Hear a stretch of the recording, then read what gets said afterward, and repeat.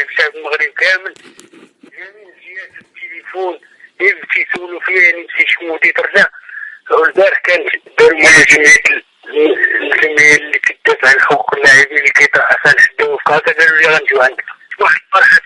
البارح كانوا داروا معايا ولا ما جاو عندي، فحسيت بغيت كتنصر لي اخويا النقطه، حسيت بواحد الفرحه كبيره اللي ما يعلم بها الا الله سبحانه وتعالى. ملي شفت سي مراد الحداوي انني ما كرهتش نطير الفوق، وقفت على رجليا من الدار وشديت ترانسبور وجيت لقيتهم في الله يحفظكم خويا وكاع ولا بغيت كاع اللاعب وهادي تيبقى هذيك الحاله ديال كل واحد والمجهود ديالو الحمد لله.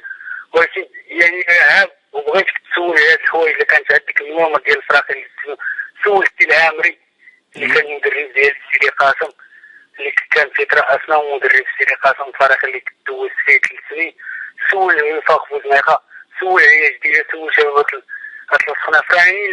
لا واخا خويا مرحبا الله يحفظك، وبغيت هاد النقطه هذه تركز عليها بزاف، لان اليوم في الجواني حسيت براسي امبير بالفرحه لدرجه كي وقفت وجيت شديت ترونسبور مول. بهاد المره لما جوش عندي الدراري ما كنخرجش القهوه، شديت واحد الترونسبور بوحدي وتسنيتهم في القهوه وديتهم للدار، وحسيت براسي بغيت نطير لدرجه وليت كنتمشى بخير هادي وفورم مزيان.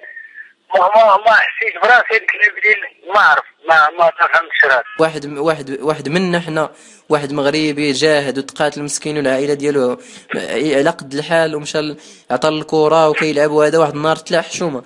على الاقل خص الاعلام المغربي يعطيه وقته ويمشي عنده للدار ويشوفوا.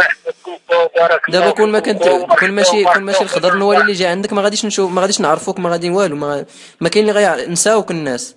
راه حشومه هادشي عيب. هذيك اللي كانت كدرني في خاطري بزاف، لانني نسيت ترميت في هادشي ما عرفتش ترميت نسيت، لاني كنت كنلعب وكنت ديسيبلين، كنت كنحاول نعاون الناس، وكنت واخا الحاله ديالي فجميع الناس اللي كنت كنلعب معاهم ما عمرت واحد حس بانني جاي من هذيك البلاصه. تيحسوا بيا هادي ما كنفهمش، عايش بنفسي وعزت نفسي الحمد لله وراضي بهذاك الشيء اللي قسم الله.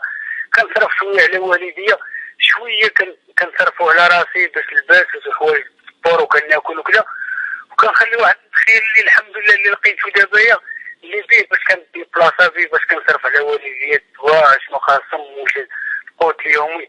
فالاب ديالي جالس من الخدمه جلس، والام ديالي الحمد لله ما عمرها خدمات، اصلا ملي كان الوالد ديالي هو اللي كان قايم بي، فانا الحمد لله هو اللي كان الى والحمد لله رزقي عند الله وما يخيبنيش الله. وهذا التعاون كي مجرد الاستاذ من اتصلتي بيا راح دخلتي علينا الفرحه دابا في الدار.